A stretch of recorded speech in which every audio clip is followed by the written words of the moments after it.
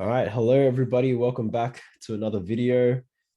Today we're going to be talking about volume of cylinders. So let's start with a joke. What is the volume of a cylinder? That's right, that's the joke today. What is the volume of a cylinder? It's zero because cylinders don't speak. All right, no, but seriously, that's what we're going to learn about today. There's an actual formula for the volume of cylinders, and we're going to find out what that is. Okay, now cylinders, you find them everywhere. I can bet that most of your drink bottles are in the shape of a cylinder. If you ever have that, if you've ever gone to the toilet before, your toilet paper roll is the shape of a cylinder. There's a lot of cylinders. If you've got a water tank, chances are it's in the shape of a cylinder.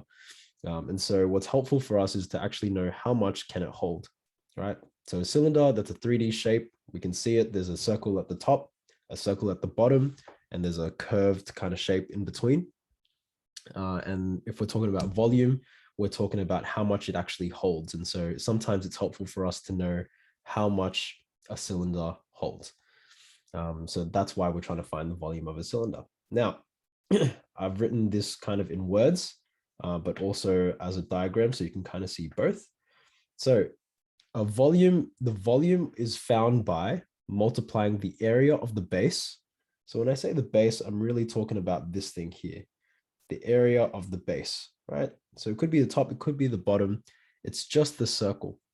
Okay, so if that there is the base, that's the area of a circle, which is pi r squared. We know that.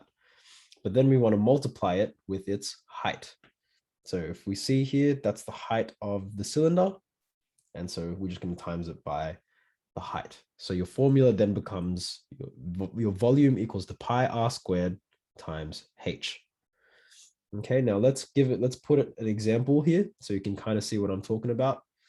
We want to find the volume of these two cylinders here. Okay, the first one here, let's have a go. So remember your formula, let's use a different blue.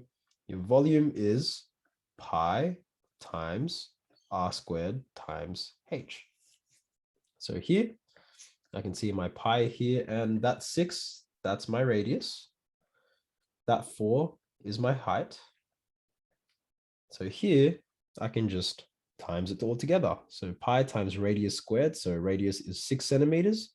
I square it times my height, which is 4 centimeters. So I'm going to times it by 4. And so now I get pi times 6 squared times 4. Put that in my calculator, and hopefully you got the same thing I did. You get 452, and I'll just go 4.4. That's one decimal place. And it would be in centimeters cubed. Okay, so centimeters cubed, because now we're talking about volume. Okay, now what if we've got something else here? We've got this weird looking cylinder for part B, and it doesn't look like a whole cylinder. It kind of looks like half of it's been chopped off. So it almost would have had a bottom half, but that kind of got chopped off. So if we've ever got a portion of a cylinder, we're going to do something very similar that we've done with area, that we've done with circumference. We're just going to take whatever fraction of the circle we have.